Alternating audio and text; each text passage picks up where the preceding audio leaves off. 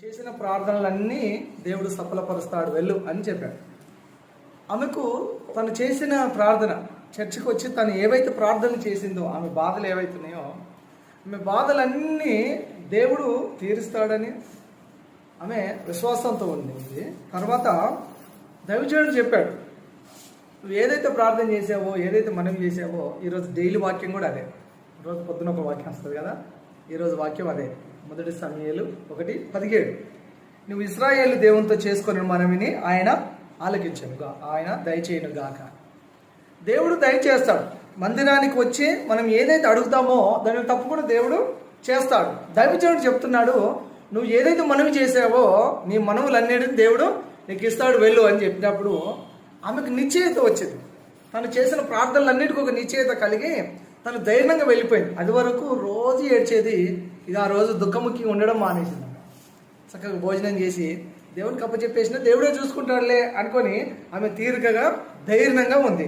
ఈనాడు అనేకులము ఇలా ఉండాలి.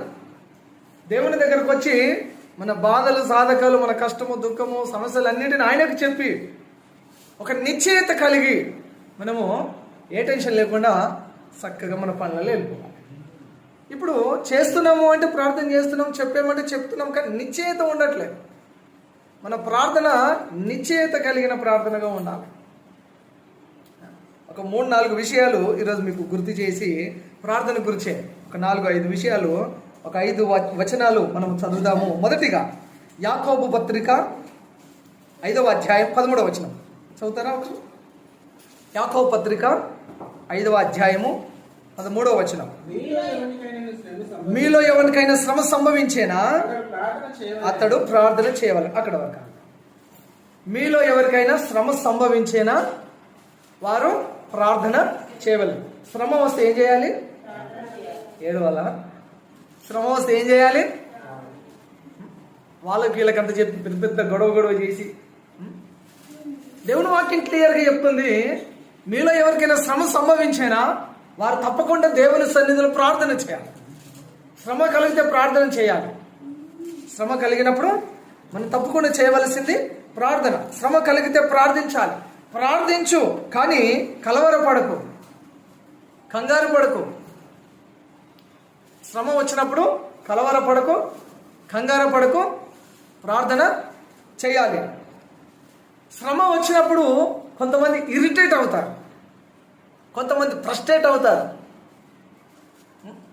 ఆ శ్రమ చూసి, ఆ కష్టాన్ని చూసి దీన్ని తట్టుకోలేక అసలు ఏం చేయాలి, అసలు నేను జీవితం ఏంటి అని ఇరిటేట్ అవుతారు, ఫ్రస్ట్రేట్ అవుతారు. అది మంచిది కాదు. దానివల్ల ఇంకొంచెం సమస్య ఎక్కువ చేసుకోవడమే. కాబట్టి శ్రమ కలిగినప్పుడు తప్పక ప్రార్థన చేయాలి. శ్రమ కలిగినప్పుడు కొంతమంది కోపపడతారు. నీ వల్ల ఈ శ్రమ వచ్చింది, నీ వల్ల ఈ సమస్య వచ్చింది, అంతటి కారణం నువ్వే. పిల్లల మీదో, భార్య మీదో, భర్త మీదో, ఫ్రెండ్స్ మీదో, ఇరుగు పొరుగు వారి మీదో, పాస్టర్ మీదో ఏం చేస్తారు? కోపపడతారు, కోపిస్తారు. శ్రమ కలిగినప్పుడు కోపం పనికిరాదు. పనికొచ్చేది ఒకటే, ప్రార్థన. ఏం పనికొస్తుంది? ప్రార్థన.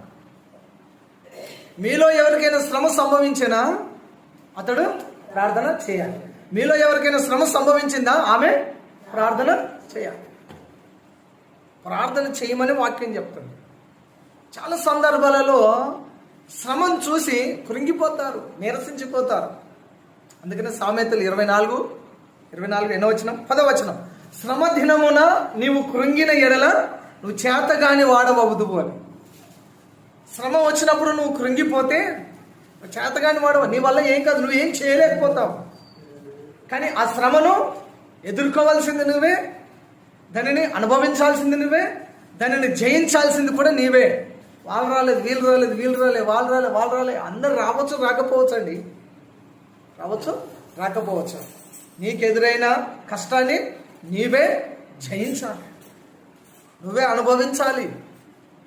దేవుని వాక్యం చెప్తుంది, శ్రమ కలిగినప్పుడు అపోస్తుడైన పౌలు ప్రార్థించాడు. శ్రమలో ప్రార్థించిన భక్తులు మన ముందు మాదిరిగా ఉన్నారు. పౌలు ప్రార్థించాడు, శ్రమలో ప్రార్థించాడు, సంఖ్యలలో ప్రార్థించాడు, చెరసాల్లో ప్రార్థించాడు, ఓడ బద్దలైపోయినాడు ప్రార్థించాడు, సముద్రంలో ప్రార్థించాడు. మహాసభ ఎదుటికి వెళ్ళినప్పుడు, రాజుల ఎదుటికి వెళ్ళినప్పుడు ఆయన ప్రార్థించాలి. శ్రమలో ఏం చేయాలి? ఈ సూత్రాన్ని నేర్చుకోవాలి. శ్రమలో మనము తప్పక ప్రార్థన చేసే అలవాటును చేసుకోవాలి. యేసు ప్రభువు శ్రమలో ప్రార్థించాడు. ఎక్కడెక్కడ ప్రార్థించాడు శ్రమలు కలిగినప్పుడు? గెత్సెమనే తోటలో చాలా శ్రమతో, బాధతో ముందున్న సిలువను చూసి ఆయన ప్రార్థన చేశాడు. శ్రమలో ప్రార్థించాడు. ఎబ్రీ పత్రిక 5వ అధ్యాయం 7-8 వచనాలు రాయబడింది. ఒకసారి చదువుతారా? ఎబ్రీ పత్రిక 5వ అధ్యాయము 7వ వచనము 8వ వచనం. ఎబ్రీ పత్రిక, ఎబ్రీయులకు రాసిన పత్రిక 5 7వ వచనం.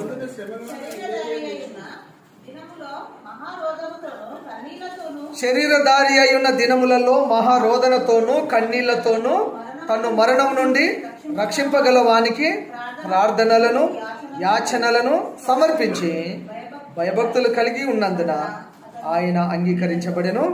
ఆయన కుమారుడై ఉండి తాను పొందిన శ్రమల వలన విధేయతను నేర్చుకునేను. యేసు ప్రభువే శ్రమలో ప్రార్థించగలిగినప్పుడు ఆయన బిడ్డలమైన మనం కూడా శ్రమలో ప్రార్థనను చేయడము అలవాటు చేసుకోవాలి. హల్లెలూయా. శ్రమలో ప్రార్థించడము అలవాటు చేసుకోవాలి. ఎందుకంటే యేసయ్య ప్రార్థన చేశాడు.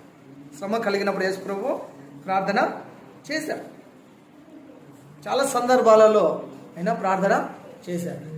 యేసు ప్రభు ధరించిన ఆయుధము ప్రార్థన అనే ఆయుధం. ఆయన పెందల కడనే, ఇంకా చీకటిగా ఉండగానే, ఎవరు లేని ఒంటరి ప్రదేశానికి, అరణ్యానికి వెళ్ళి ఆయన ప్రార్థన చేసేవాడు. ప్రార్థన చేసిన తర్వాతే ఆయన సువార్తకు, స్వస్థతలకు బయలుదేరేవాడు. ప్రజలను ప్రేమించడానికి, లేదా ప్రజలలో ఉన్న కష్టాన్ని తీసివేయడానికి, ప్రజలను బాగు చేయడానికి, ఆత్మీయంగా శారీరకంగా స్వస్థపరచడానికి, తన బోధలతో ప్రజలలో మార్పులు తీసుకురావడానికి, తన కనికరాన్ని చూపించడానికి యేసు ప్రభు మొదట ప్రార్థన చేసి, ప్రార్థన అనే ఆయుధమును ధరించే తను సమాజంలోనికి, సమాజ మందిరంలోనికి వెళ్ళేవాడు. దేవునికి స్తోత్రం. హల్లెలూయా. శ్రమలో ప్రార్థించు. ఆ శ్రమల నుండి పారిపోవద్దు. నువ్వు పారిపోయిన కొద్దిగా నేను తరుముతూనే ఉంటాను.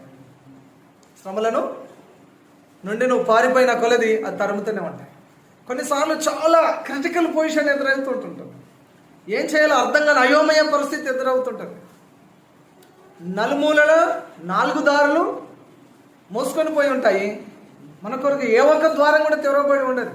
అలాంటి కఠినమైన పరిస్థితులు వచ్చినప్పుడు, అలాంటి భయంకరమైన శ్రమ నీ జీవితంలో ఎదురైనప్పుడు మనం తప్పకుండా దేవుని కొరకు ప్రార్థన చేస్తే దేవుడు మన కొరకు ఒక ప్రత్యేకమైన ద్వారమును తెరిచే దేవుడు అయి ఉన్నాడు. హల్లెలూయా.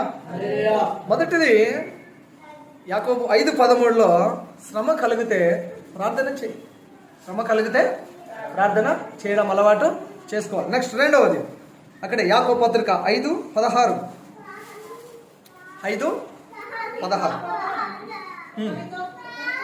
మీ పాపములను ఒకరితో ఒకరు ఒప్పుకొనండి, మీరు స్వస్థత పొందినట్లు ఒకరి కొరకు ఒకరు ప్రార్థన చేసుకోవాలి. చాలా అక్కడ వరకు. రెండవ విషయాన్ని మనం ఇక్కడ ఆలోచించాలి. ఒకటి, శ్రమ వచ్చినప్పుడు ప్రార్థించాలి.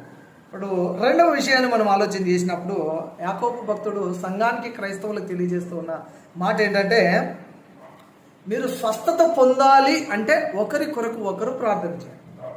ఎవరి కొరకు ప్రార్థన చేయాలి? నువ్వు ఆయన కొరకు ప్రార్థన చేయాలి, ఆయన నీ కొరకు ప్రార్థన చేయాలి.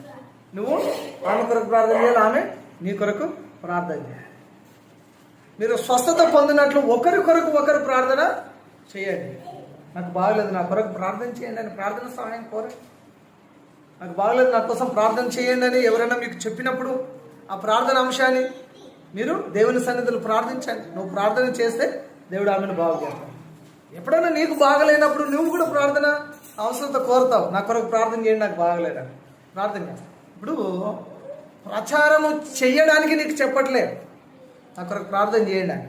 నాకు బాగలేదు, నాకు దగ్గు ఉంది, నాకు దమ్ము ఉంది, నాకు సర్ది ఉంది, నాకు ఆయాసం ఉంది, నా కొరకు ప్రార్థన చేయండి అని నీకు చెప్తున్నారంటే నువ్వు అందరికి చాటింపు చేస్తావని చెప్పట్లే, నువ్వు ప్రార్థన చేస్తావని చెప్తున్నారు. కాబట్టి నువ్వేం చేయాలి? ప్రచారం చేయొద్దు, ప్రార్థన చేయాలి. అందరికి చెప్పొద్దు.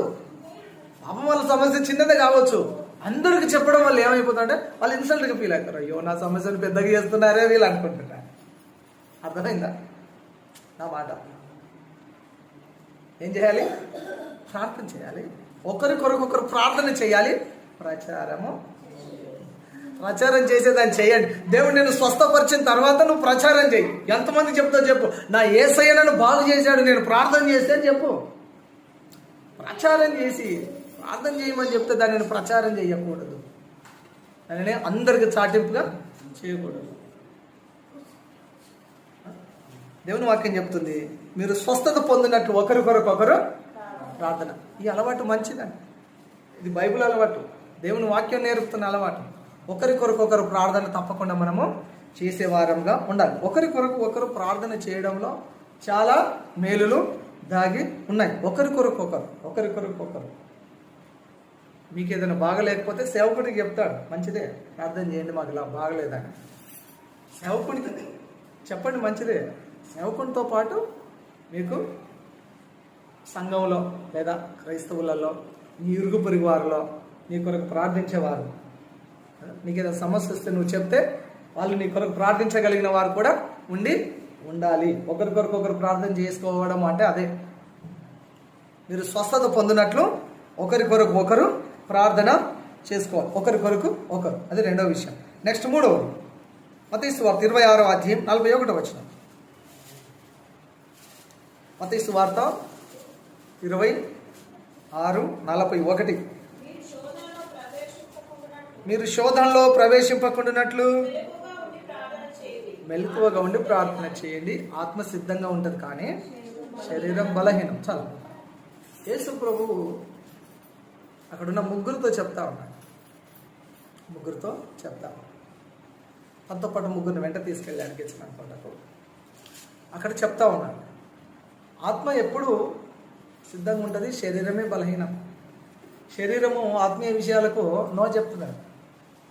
శరీరము ఆత్మీయ విషయాలకు నో చెప్తాడు. ప్రార్థనకి వెళ్ళాలంటే శరీరం ఉంటుంది, నో అంటాడు. మోకాలు వేయాలంటే నో అంటాడు. ప్రార్థన చేయాలంటే నో అంటాడు. వాక్యం చదవాలంటే నో అంటుంది. వాక్యం వినాలంటే నో అంటుంది. ఒకరి గురించి ఒకరు కొంచెం విజ్ఞాపన ప్రార్థన చేయాలి అంటే నో అంటుంది. శరీరము నో చెప్తుంది. ఆత్మ రెడీగా ఉంటుంది. ఈ ఆత్మను శరీరం డామినేట్ చేస్తూ ఉంటారు. రోమపత్రిక 8వ అధ్యాయంలో చూస్తాం. శరీరానుసారులు శరీర విషయాల మీద మనసు పెడతారు, ఆత్మానుసారులు ఆత్మ విషయాల మీద మనసు పెడతారు. ఇప్పుడు యేసుప్రభు ఎందుకు చెప్పాడు ఈ విషయం అంటే, మీరు మెలకువగా ఉండి ప్రార్థన చేయాలంటే శరీరం బలహీనమైనది. శరీరం ఎప్పుడు నిద్రపోదామంటది, శరీరం ఎప్పుడు తిందామంటది, శరీరం ఎప్పుడు శరీర సుఖాన్ని శరీర సౌఖ్యాన్ని కోరుకుంటుంటుంది. ఆత్మీయ విషయాలను కోరుకోదు. ఆత్మ ఎల్లప్పుడూ సిద్ధంగా ఉంటుంది. ఆత్మ కొద్దిగా ఉంటుంది కాబట్టి శరీరం పెద్దగా ఉంటుంది కాబట్టి ఈ ఆత్మను డామినేట్ చేస్తుంది. అందుకే యేసయ్య చెప్తున్నాడు, మెలకువగా ఉండి ప్రార్థన చేయండి, జాగ్రత్త అని చెప్తున్నాడు. శోధకుడు ఆయుధదారుడు వచ్చినట్టు వస్తాడు. కుటుంబాలుగా నాశనం చేయడానికి ఆయుధదారుడు వచ్చినట్టుగా సాతానుడు వస్తాడు. ఎవరిని మృంగుతున్నాడు, గర్జన సింహంలాగా వస్తాడు. జాగ్రత్తగా ఉండండి. మెలకువగా ఉండండి, జాగ్రత్తగా ఉండండి, షార్ప్గా ఉండండి అని అర్థం. యేసుప్రభు మనకు హెచ్చరిక చేస్తాం, మెలకువగా ఉండి ప్రార్థించండి. ఈనాడు నేను గమనిస్తున్నాను, మన సంఘంతో పాటు అనేక కుటుంబాలు, అనేక క్రైస్తవులు శోధనను ఎదుర్కొంటున్నారు. ప్రతి కుటుంబంలో శోధన ఉంది. ఈనాడు సమాజంలో భయంకరమైన పరిస్థితులు ఎదురవుతూ ఉన్నాయి. సాతానుడు విజృంభిస్తూ ఉన్నాడు. అందుకని యేసయ్య చెప్తున్నాడు, ఈ రాత్రికాల మెలకువగా ఉండి ప్రార్థన చేయండి. ఈ ప్రార్థన మీ కొరకే, మీ క్షేమం కొరకే, మీ కుటుంబ క్షేమం కొరకే ఈ ప్రార్థన. శుక్రవారం ప్రార్థన. యేసయ్య మాట మనము తప్పక పాటించాలి. మెలకువగా ఉండి ప్రార్థన చేయండి. నిద్రను మానుకోవాలంటే మొత్తం మీరు ఎంతవరకు పడుకోవాలో అంతవరకు పడుకోండి. ఎన్ని గంటలు పడుకోవడం అన్ని గంటలు పడుకోండి. నిద్రకు ఎక్కువ సమయం ఇచ్చి శరీరాన్ని పోషిస్తున్నారు. కానీ మెలకువగా ఉండకపోతే ఆయుధదారుడు వచ్చినట్టుగా సాతానుడు వచ్చేస్తాడు. కుటుంబాల మీదకి వచ్చేస్తాడు, వ్యక్తుల మీదకి వచ్చేస్తాడు. కాబట్టి సాతానుకు మనం అవకాశం ఇవ్వకుండా ఉండాలంటే మెలకువగా ఉండి ప్రార్థన చేయాలి. శోధకుడు వస్తాడు, శోధిస్తాడు. శోధకుడు వస్తాడు, శోధిస్తాడు. శోధకుడు వస్తాడు, సాతాను వస్తాడు, జల్లెల్లో వేసి జల్లిస్తాడు. నిలబడే మంచి గోధుమ గింజలాగా మనము ఉండాలి. సాతాను ఎవరు మృంగుదనని గర్జన సింహంలాగా వచ్చి కదిలిస్తూ ఉంటాడు, పడగొట్టడానికి ట్రై చేస్తూ ఉంటాడు. యేసయ్య చెప్తున్నాడు, జాగ్రత్తగా ఉండండి, మెలకువగా ఉండి ప్రార్థన చేయాలి. మెలకువగా ఉండి ప్రార్థన చేయాలి. మూడవ విషయం అది. నెక్స్ట్ 4వది, మొదటి తెస్సలోనిక పత్రిక 5వ అధ్యాయం 15వ వచనం. 5వ అధ్యాయం 15వ వచనం. ఫస్ట్ తెస్సలోనిక. ఎవడునో కీడును ప్రతి కీడును ఎవరికైనా చేయకుండా చూసుకోండి. మీరు ఒకరి ఎడల ఒకడు మనుషులందరి ఎడలను ఎల్లప్పుడూ వేలైన దాన్ని ఆస్వాదించి నడుచుకునండి. ఎల్లప్పుడూ సంతోషంగా ఉండడి, ఎడతెగక ప్రార్థన చేయండి. ఓకే, అక్కడ ఎన్నోది? 4వది, ఎడతెగక ప్రార్థన చేయండి. ఎడతెగక ప్రార్థన చేయండి అంటే కంటిన్యూగా ప్రార్థనలో ఉండాలి అని అర్థం. ఎడతెగక అంటే కంటిన్యూగా, చైన్ లాగా, చైన్ లింక్ లాగా ప్రార్థనలు తెగిపోకూడదు. ప్రార్థన ఆత్మ చల్లారిపోకూడదు. ప్రార్థన అనేది నిరంతరం సాగుతూ ఉండాలి. బలిపీఠం మీద నిత్యము అగ్ని మండాలి అట, నిత్యం మండాలి. నిత్యము ప్రార్థన చేయాలి. నిత్యము ప్రార్థనకు బ్రేక్ ఇవ్వకూడదు. బ్రేక్ ఇచ్చామా మనం బ్రేక్ అయిపోతాం. ఎడతెగక ప్రార్థన, కంటిన్యూస్లీ ప్రార్థన చేయాల. ఉదయమో, మధ్యాహ్నమో, రాత్రి, సాయంత్రం, డైలీ ఖచ్చితంగా ప్రార్థన అనేది ఉండాలి. ఈ మధ్య ఈ సంవత్సరంలో నేను చెప్తూ వచ్చాను, యెహోషువ గురించి చెప్పినప్పుడు లేదా 1 జనవరిలో చెప్పినప్పుడు, కుటుంబ ప్రార్థనలు కలిగి ఉండాలి, అప్పుడే అపవాదిని జయిస్తారని. మీరు మీ కుటుంబంలో ప్రార్థన ఉంటే మీరు తప్పక మీరు విజేతలుగా నిలుస్తారు. లేకపోతే ఓడిపోయి ఓటమి పాలై నిరాశలో తల కిందికేసుకొని నిలబెడతారు. కాబట్టి ఎడతెగక ప్రార్థన చెయ్యాలి అనేది దేవుని వాక్యము, యేసయ్య మనకు నేర్పుతున్న విషయం. కాకపోతే చివరిది మత్తయి సువార్త 6వ అధ్యాయము. మత్తయి సువార్త 6వ అధ్యాయం 5వ వచనం. మత్తయి 6. మరియు మీరు ప్రార్థన చేయనప్పుడు వేషధారులాగా ఉండొద్దు. ప్రార్థన చేసేటప్పుడు వేషధారులాగా ఉండొద్దు.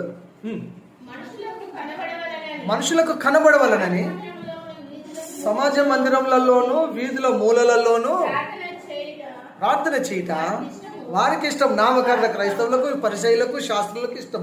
వారి ఫలం వాళ్ళు పొంది ఉన్నారు అని యేసయ్య చెప్తున్నాడు. నెక్స్ట్,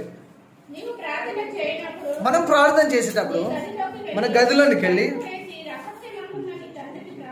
రహస్యమందున్న తండ్రికి ప్రార్థన చేయండి. రహస్యమందు చూచు తండ్రి నీకు ప్రతిఫలం ఇచ్చు. చాలా అక్కడ చాలా అన్ని జనుల వలె మనము వ్యర్థమైన మాటలను పలకకూడదు. అర్థమైన మాటలు పలకకూడదు. అదే నేను చాలాసార్లు చెప్పాను, అదే నోటెంబడి ప్రార్థన చేసే నోటెంబడే అన్ని జనులు లేదా బూతు మాటలు మాట్లాడేవారు మాట్లాడే మాటలు, పనికిరాని మాటలు మాట్లాడకూడదు. అన్ని జనుల వలె మాటలు మాట్లాడకండి. వేషధారులాగా ఉండకండి. ప్రార్థించేటప్పుడు ఎలా ప్రార్థించాలట? నీ గదిలోనికి వెళ్ళి రహస్యమందు చూసి నీ తండ్రికి ప్రార్థన చెయ్యి. రహస్యమందు చూసే నీ దేవుడు, నీ తండ్రి నీకు రహస్యంగా ప్రతిఫలము ఇస్తాడు. తన ప్రియులు నిద్రించుచుండగా ఆయన వారికి ఇస్తున్నాడు అనే 127 కీర్తన వాక్యం చెప్తాం. దేవుడు మనకు చేసే ఈ అద్భుతాలు లేదా మేలులు, స్వస్థతలు అని ఎన్నో చేస్తూ ఉంటాడు. అవి మన కన్నులకు కనబడవు, మన చెవులకు వినబడవు, మన హృదయానికి గోచరం మనకు అర్థం కాకపోవచ్చు. కానీ వాటిని మనం వాటిని అనుభవిస్తూ ఉంటాం. మనం వాటిని తప్పకుండా అనుభవిస్తూ ఉంటాం. ఎందుకంటే ఆయనకు ప్రార్థన చేసేవారి ప్రార్థనను ఏ ఒక్క ప్రార్థన మనం నేను త్రోసిపుచ్చాను. ప్రతి ప్రార్థనను వింటాడు. ప్రతి ప్రార్థనకు ఉత్తరం వస్తుంది. ప్రతి ప్రార్థనకు జవాబు వస్తుంది. నీ ప్రార్థనలకు జవాబు రావాలంటే వినయం ఉండాలి, విశ్వాసం కలిగి జీవించాలి. మన ప్రార్థనలకు జవాబు రావాలంటే ఏముండాలి? వినయం ఉండాలి, విశ్వాసము కలిగి మనము జీవించాలి. నీ సమస్యలకు పరిష్కారం రావాలంటే నీ జీవితంలో మొట్టమొదటి ప్లేసు ప్రార్థనకు ఉండాలి. దాంతోపాటు ప్రయత్నం కూడా ఉండాలి. అప్పుడే తప్పక నీకు సమాధానము, పరిష్కారము దొరుకుతుంది. మనం ఎక్కడున్నా పర్వాలేదు, మనం ఉన్న చోట ప్రార్థన చేయగలిగితే, నువ్వు ఉన్న చోట నువ్వు ప్రార్థన చేస్తే నీకు ఎక్కడి నుండి సహాయం రావాలో, ఎవరి ద్వారా సహాయం రావాలో దేవుడు వారితో మాట్లాడి నీకు సహాయాన్ని పంపుతాడు. ఈ విషయాన్ని మనం నమ్మాలి. పట్టుదలతో ప్రార్థన చేస్తే దేవునికి నువ్వు ఎక్కడి నుండి ప్రార్థన చేస్తావో, ఏ విషయం కొరకు ప్రార్థన చేస్తావో, ఎవరికి దేవుడు ఎవరిని దర్శించాలో వాళ్ళని దర్శించి, ఎవరి ద్వారా మనకు సహాయం పంపాలో వారి ద్వారా మనకు సహాయము పంపుతాడు. కాబట్టి పట్టుదలతో ప్రార్థన చేస్తే ఎలాంటి సమస్య అయినా సరే తప్పకుండా మనకు జవాబు దొరుకుతుంది. తప్పకుండా ప్రభువు మన కార్యం చేస్తాడు. అటువంటి ప్రార్థనాత్మ కలిగి జీవిద్దాము. ప్రభువు మీ కార్యములను, మన కార్యములను నెరవేర్చును గాక. ఆమేన్. ప్రార్థన చేసుకుందాం. ఒక నిమిషం అందరం తలలు వచ్చి కళ్ళు మూసుకొని ప్రార్థన చేద్దామా? ప్రార్థనాత్మ నాకు దయచేయండి ప్రభు అని అడుగుదాం. ప్రార్థనాత్మ నాకు దయచేయండి, శ్రమలో ప్రార్థించడం నాకు నేర్పించండి అని అడుగుదాం. టెన్షన్ పడకుండా, కలవర పడకుండా, కంగారు పడకుండా, ఇరిటేట్ కాకుండా, ఫ్రస్ట్రేట్ కాకుండా, కోప పడకుండా, శ్రమ కలిగినప్పుడు ప్రార్థించే మనసు నాకు దయచేయండి. ప్రార్థనాత్మ నాకు దయచేయండి అని అడుగుదాం. ప్రార్థించలేకపోతున్నాను, ఎన్నోసార్లు ప్రార్థన నిర్లక్ష్యం చేస్తున్నాను, ప్రార్థించలేకపోతున్నాను. యేసయ్య ప్రార్థనాత్మ నాకు దయచేయండి, ప్రార్థనాత్మ నా మీద కుమ్మరించని అడుగుదాం. ఒకరికొరకొకరు ప్రార్థన చేయండి. మీరు స్వస్థత పొందినట్లు ఒకరికొరకొకరు ప్రార్థన చేయండి. వాక్యం చెప్తుంది, మెలకువగా ఉండి ప్రార్థించండి. శోధకుడు వస్తాడు. శోధనను జయించాలంటే జాగ్రత్తగా మెలకువ కలిగి ప్రార్థించమని యేసయ్య చెప్తూ ఉన్నాడు. ఎడతెగక ప్రార్థన చేయమని చెప్తాం. నీ ప్రార్థన ప్రేయర్ లింక్ తెగిపోయిందా? దేవునికి నీకు ప్రార్థన గ్యాప్ ఉందా? ఇప్పుడే తీర్మానం చేసి ఒక నిర్ణయానికి రా. ప్రభువా, ప్రార్థన ఎడతెగక చేయడానికి నాకు సహాయం చేయండి అని అడుగుదాం. ఎడతెగక ప్రార్థిద్దాం. అన్య జనుల వలె అనవసర మాటలు కాదు మన నోటెంబడి రావాల్సింది. పరిశుద్ధమైన దేవుని బిడ్డలో పరిశుద్ధమైన మాటలు, ప్రార్థనలో దేవుని మాటలే, దేవుని వాక్యమే పలకదాం. నువ్వు దేవునితో మాట్లాడుతున్నావు. ప్రార్థించడం అంటే నువ్వు దేవునితో మాట్లాడుతున్నావు, మనుషులతో కాదు. ఎలా పడితే అలా మాట్లాడడానికి. దేవునితో మాట్లాడుతున్నప్పుడు మన మాటలు జాగ్రత్తగా ఉండాలి. రహస్యమందు చూసే దేవుడు నీ ప్రార్థనను వినడానికి సిద్ధంగా ఉన్నాడు. ఆయన మన ప్రతి ప్రార్థనకు జవాబు ఇవ్వడానికి సిద్ధంగా ఉన్నాడు. ప్రభువా, ఈ వాక్యాన్ని మా వినికిడిలో దీవించండి అయ్యా. ఈ వాక్య ప్రకారంగా జీవించడానికి కృప చూపించండి. ఈ వాక్యం వింటున్న ప్రతి వారి జీవితంలో గొప్ప మార్పు కలుగును గాక. ఈ వాక్య దీవెనలు మా అందరి జీవితంలో సమృద్ధిగా కుమరించబడును గాక. సహాయం దయచేయండి.